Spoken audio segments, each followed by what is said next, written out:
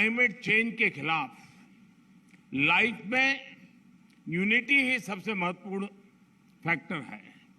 दुनिया की सबसे बड़ी प्रतिभा हमें पर्यावरण से जुड़े ऊंचे लक्ष्य तक तय करने और उन्हें पूरा करने की प्रेरणा देगी।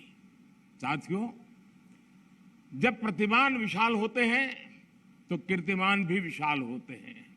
इस कार्यक्रम का आयोजन गुजरात में होना बहुत मायने रखता है और ये बिल्कुल उपयुक्त भी है। गुजरात भारत के उन राज्यों में से एक है जिसने सबसे पहले रिन्यूएबल एनर्जी और एनवायरमेंट प्रोटेक्शन की दिशा में काफी बहुत कदम उठाना शुरू कर दिया था। चाहे बात नहरों पर सोलर पैनल लगाने की हो या सूखाग्रस्त इलाकों में जल स्तर बढ़ाने के लिए वाटर कंजर्वेशन का अभियान हो, गुजरात हमेशा एक प्रकार से लीडर के रूप में, ट्रेंड सेटर के रूप में रहा है। मिशन लाइफ का मंत्र है लाइफस्टाइल फॉर एनवायरमेंट। पृथ्वी पर रहने वाले प्रत्येक व्यक्ति को व्यक्तिगत प्रयासों की कामना के साथ ही आज ये मिशन लाइफ का ये विजन दुनिया के सामने रख रहा हूं। मिशन लाइफ इस धरती की सुरक्षा के लिए जन जन की शक्तियों को जोड़ता है, उनका बेहतर इस्तेमाल करना सिखाता है।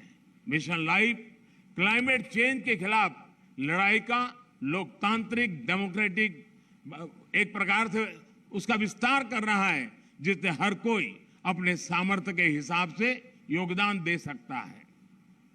मिशन लाइफ इस बात पर भरोसा करता है कि छोटे छोटे प्रयासों का भी व्यापक प्रभाव हो सकता है। मिशन लाइफ हमें प्रेरित करता है कि हम सब अपनी रोजमर्रा की जिंदगी में ऐसा बहुत कुछ कर सकते हैं जिससे पर्यावरण की सुरक्षा हो। साथियों, आज भारत में सालाना प्रति व्यक्ति कार्बन फुटप्रिंट करीब 1.5 टन ही है, जबकि दुनिया का औसत 4 टन प्रति वर्ष का है। फिर भी भारत क्लाइमेट चेंज जैसी वैश्विक समस्या के समाधान के लिए सबसे आगे आकर काम कर रहा है। इसने उज्ज्वला योजना शुरू की ताकि कोयले और लकड़ी से धुएं से मुक्ति मिले। हम वाटर सिक्योरिटी को ध्यान में रखकर भारत में हर जिले में 75 अमृत सरोवर आज बनाने का बहुत बड़ा अभियान चला रहे हैं। हमारे यहाँ वेस्ट से वेल्थ पर अभूतपूर्व बल दिया जा रहा है। आज भारत के पास विश्व में रिन्यूएबल एनर्जी को चौथी सबसे बड़ी क्षमता के रूप में हमने उभार पाए हैं। आज हम विंड एनर्जी में भी चौथे नंबर पे हैं, सोलर एनर्जी में भी 5वें नंबर पे हैं। पिछले 7-8 वर्षों में भारत की रिन्यूएबल एनर्जी की क्षमता करीब 290% का इजाफा हुआ है। इससे हमने इलेक्ट्रिक क्षमता का 40% नॉन फोसिल फ्यूल यानी उस सोर्स को ही हासिल करने का लक्ष्य अभी हमने समय सीमा से 9 साल पहले हासिल कर लिया है। हमने पेट्रोल में 10% इथेनॉल ब्लेंडिंग का लक्ष्य भी तय किया था और उसे भी समय सीमा से 5 महीने पहले ही हमने पूरा कर लिया है। अब भारत पेट्रोल में 20% इथेनॉल ब्लेंडिंग के लक्ष्य पर काम कर रहा है। हाइड्रोजन इकोसिस्टम के लिए भारत पर्यावरण के अनुकूल ऊर्जा स्रोत की तरफ भी बहुत तेजी से कदम बढ़ा रहा है और ये गुजरात ग्रीन हाइड्रोजन के लिए हब के रूप में विकसित होता चला जा रहा है। इससे भारत और विश्व के कई देशों को नेट जीरो के अपने लक्ष्य को हासिल करने में बहुत बड़ी मदद मिलेगी। साथियों, आज भारत प्रगति भी कर रहा है और प्रकृति भी का उतना ही उत्तम उदाहरण बना करके तालमेल के साथ जीने का एक रास्ता को बना रहा है। आज भारत विश्व की 5 की बड़ी अर्थव्यवस्था भी बना है। हमारा वन क्षेत्र भी बढ़ रहा है। अन्य जीवों की संख्या में भी हमारी यहाँ लगातार वृद्धि हो रही है।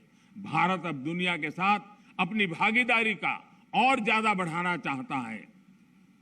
वन सन, वन वर्ल्ड, वन ग्रीड जैसे अभियान ऐसे ही लक्ष्यों की तरफ हमारे संकल्पों को मजबूत करते हैं।